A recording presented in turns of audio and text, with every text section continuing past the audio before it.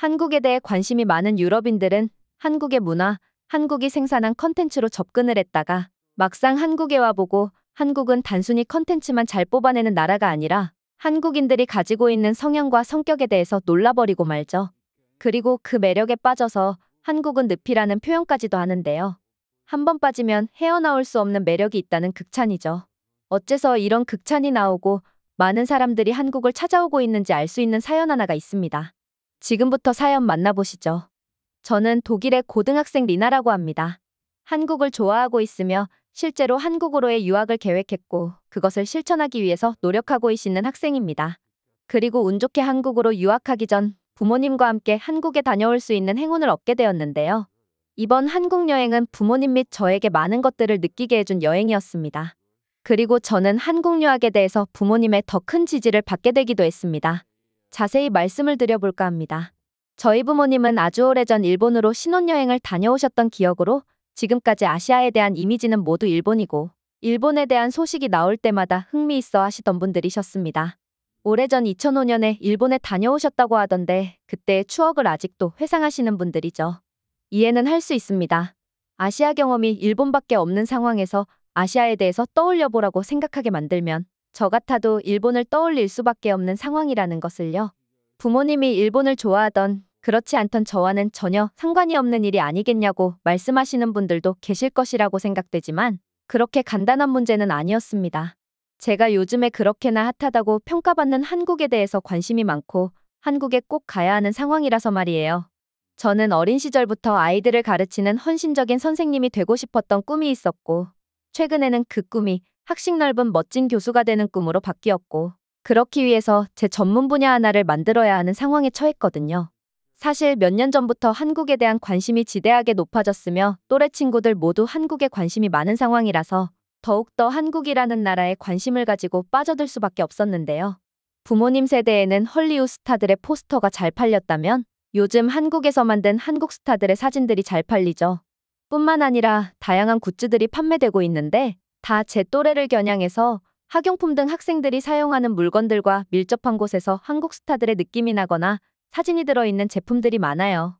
사실 부모님들은 그런 것들을 보면서 못마땅해 하시고는 하죠.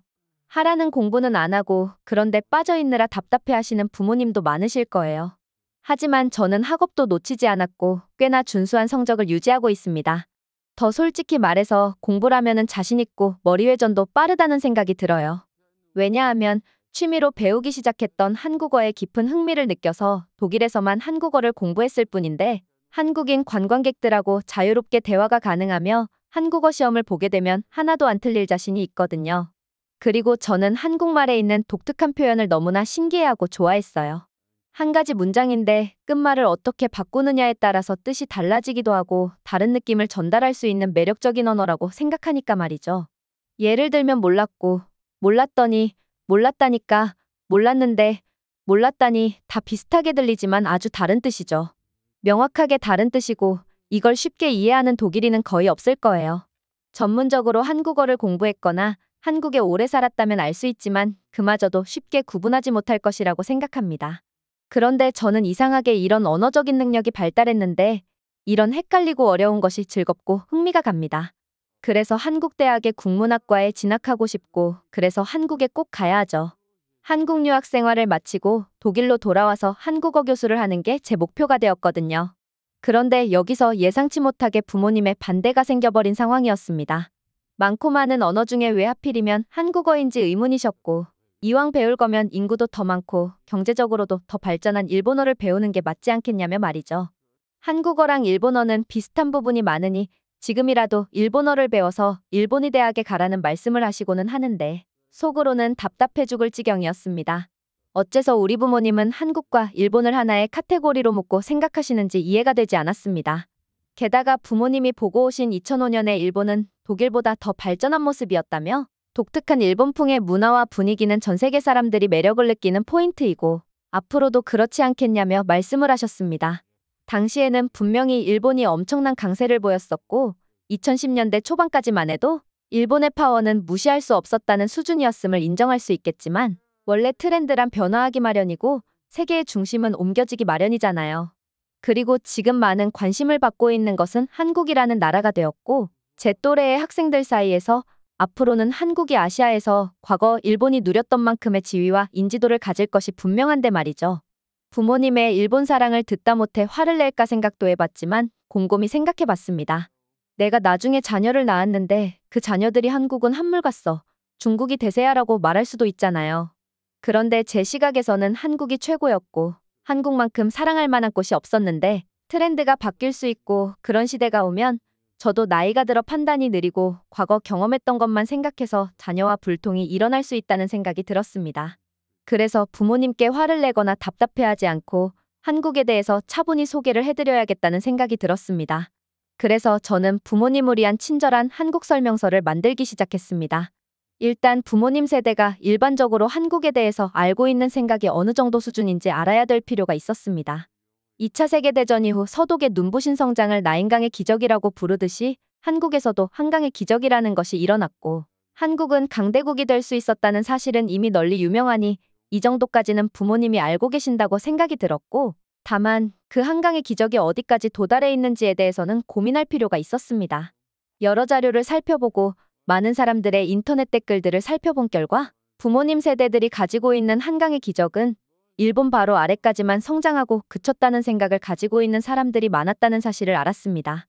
그래서 부모님께 소개해드릴 짧은 영상을 제작해보기로 했고, 한강의 기적이라는 말이 나왔던 2000년대 이후로부터 지금까지의 모습을 소개해드리는 영상을 제작했습니다.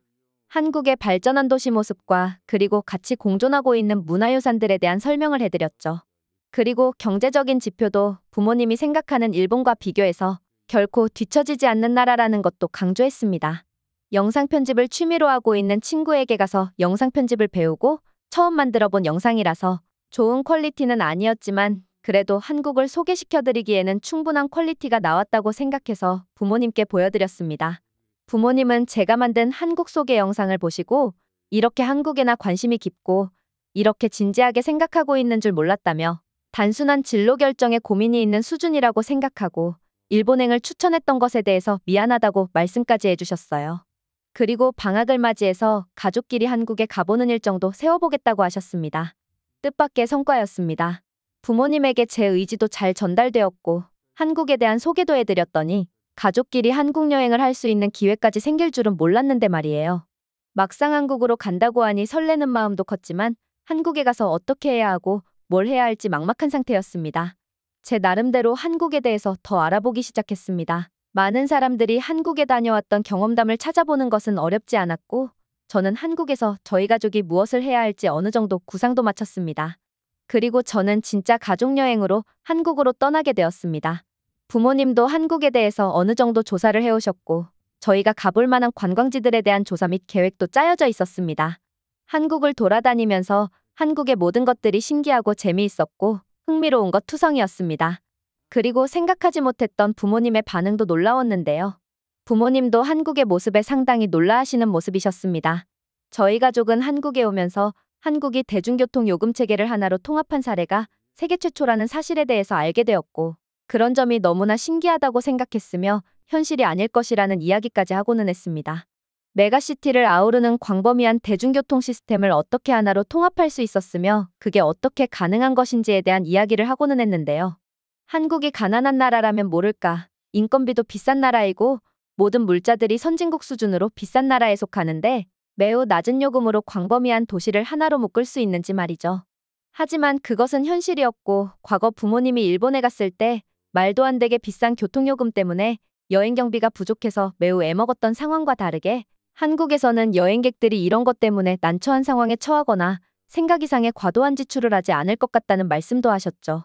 그리고 부모님은 이런 것뿐만 아니라 과거에 일본에 방문했을 때 일본을 좋아했던 이유 중 하나가 일본 현지인들이 관광객들에게 대해주는 친절한 태도 때문이라고 하셨는데 한국에서도 그런 것을 고스란히 다 느낄 수 있었으며 한국 사람들은 외국인들을 어색해하지 않고 넓게 포옹해주는 느낌을 받았다고 하셨어요. 저도 느낄 수 있었던 것이 한국에서는 한국을 방문한 외국인들이 처음 한국에 왔더라도 길을 헤매거나 어떤 시스템을 이용할 때 어려움을 겪지 않도록 여러 가지 시스템이 잘 되어 있었다는 것인데요. 독일어를 발견하기는 불가능했지만 웬만한 표지판에는 모두 영어가 같이 혼용되어 쓰여 있었으며 식당 및 카페에서 기계로 주문하는 경우가 많았는데 다국어 지원이 가능해서 의사소통 문제로 어려움을 겪지 않았다는 사실이죠. 심지어 요즘 한국의 카페나 식당은 점원이 와서 직접 주문을 받는 곳보다는 손님이 테이블 옆에 있는 작은 태블릿 PC로 주문을 하는 경우가 더 많아서 어려움 없이 한국에서 음식과 음료를 해결할 수 있었다는 사실입니다. 그리고 부모님께서는 과거 일본 여행을 하실 때 1인분으로는 양이 너무나 부족해서 두 분이 더 드실 때 보통 3가지 메뉴를 주문하셨다고 하셨는데 한국에서는 그렇게 할 필요가 없었다는 사실은 부모님을 놀라게 하셨거든요. 일본에서는 소식이 미덕이고 소식하는 것이 대중적인 문화라는 인식이 퍼져 있어서 그런지 상상 이상으로 적은 양의 음식을 팔고 있었으며 독일에서도 대식가 취급을 못 받는 부모님도마저도 그런 것들 때문에 어려움이 있었던 기억 때문에 한국에 왔을 때 그런 일이 벌어질까봐 걱정을 하셨던 것과 다르게 한국에서는 일본처럼 소식 문화가 없다는 사실에 좋아하셨습니다. 한국에서는 어느 식당에 가든지 푸짐한 반찬 및 푸짐하게 나오는 음식들 덕분에 늘 배부르게 먹을 수 있었으며 게다가 무한 제공되는 반찬이라는 한식의 매력에 빠지셨죠. 그래도 한국에서 한 가지 실망한 점이라면 일본식 요리점에 방문하면 정말 일본처럼 딱 한 그릇 나오고 한식의 반찬 같은 개념이 없어서 한국이 일본의 음식을 들여올 때 한국의 장점을 추가하지 않았다는 사실에 대해서는 아쉬운 마음이 들었다고 하셨습니다. 무슨 말씀인지는 저도 바로 알아들었습니다. 하지만 제 생각은 조금 달랐는데요. 이것은 한국 사람들이 새로운 것들을 대하는 태도이고 그 태도가 매우 긍정적이며 존중적이라는 사실을 발견했는데요. 일식 문화를 한국에 들여오며 한국에서는 일본 방식 그대로를 가지고 왔습니다. 극한의 장점인 한국식 반찬 문화를 추가한다던가 조리법에 큰 변화를 추구하지 않고 전통 일식 그대로를 가져왔다는 것이죠. 예를 들면 유럽의 체코에만 가봐도 독일식 식당을 갔을 때 독일인으로서 이게 과연 독일 음식이 맞나 싶을 정도로 변형되어서 그 형체마저도 알아보기 힘들고 독일인의 소울은 빠져나가 없어져 버려 많은 독일인들이 해외에서 판매되는 독일식 음식에 대해서 실망을 하는 문제가 있는데 한국에서는 일본 사람들이 와서 일식을 즐겨도 충분히 만족할 만한 고향 생각이 나는 구성을 해놓았고 그런 점들을 봤을 때 한국 사람들은 생각 깊숙한 곳에 다른 나라 문화에 대한 존중을 하는 태도가 기본적으로 깔려 있다는 사실을 알 수 있었습니다. 이것은 매우 중요하며 한국 사람들의 생각을 알 수 있는 한 가지 힌트였습니다. 그리고 부모님도 저와 함께 한국을 둘러보며 한국에서 유학을 하고 한국어를 배우고 그리고 독일로 돌아와 좋은 한국어 선생님이나 교수가 되는 것은 매력적인 일이 될 것이고 꼭 필요한 일이 될 것이라는 말씀도 하셨는데요. 부모님이 상상한 것 이상으로 한국은 발전해 있었으며 배울 만한 시스템도 많았고 한국의 활기를 보고 앞으로도 기대가 되는 나라라는 말씀을 하셨습니다. 한국에서도 물론 독일처럼 언젠가는 난민을 수용하거나 이민자들을 받아야 하는 날도 오겠지만 과거 독일보다 더 안정적인 사회 모습과 시스템 그리고 한국 사람들의 포용력이 그들을 잘 흡수하게 될 것 같고 그렇게 된다면 앞으로도 한국어에 대한 수요가 많아지는 것은 물론이고 한국어를 할 수 있고 교육자의 길을 걷는다는 것 자체가 또 큰 명예를 가져다 줄 것이라는 극찬도 마다하지 않으셨습니다. 저도 막상 화면 속으로 보던 한국을 실제로 와서 목격하게 되니 굉장히 놀라울 수밖에 없었습니다. 길거리는 매우 잘 정비된 모습이었고 그동안 유럽의 다른 나라들을 가보며 생각보다 잘 정비되어 있지 않고 어려운 것이 많고 관광하기에 그리고 그곳에 산다고 가정하기에 부적합한 곳이 많았는데 한국에서는 그런 생각이 들지 않았습니다. 그리고 제가 앞으로 한국에 유학하게 된다면 이런 좋은 환경 속에서 지낼 수 있다는 생각 그 자체만으로도 굉장히 설레고 기분이 좋아지는 느낌이었습니다. 짧았던 한국 여행 그리고 부모님은 한국에 다녀오고 나신 뒤 제 한국행 결정에 대해서 적극적으로 지지해 주시고 계십니다. 오히려 본인들이 한국에 대해서 더 큰 관심을 가지게 되신 것 같습니다. 부모님은 동창 모임이나 주변 동네 모임에 나가시면 한국에 다녀오신 이야기를 자랑처럼 하고 계시고 그 영향을 받아서 한국에 다녀오시는 노부부도 계셨죠. 점점 한국은 알려지고 있고 과거, 아니 지금까지도 일본이 가지고 있는 그 아시아의 대표 국가라는 명성을 언젠가는 가져오게 되지 않을까 싶습니다. 제 또래 학생들이 성인이 되어 아시아 여행을 한다면 일본보다는 한국이 우선순위이고 한국 여행을 다녀온 사람들의 경험이 많아지면서 점점 일본보다는 한국을 선택하는 사람들이 서서히 늘어나고 있다는 점이 제가 그렇게 예측하는 주된 이유입니다.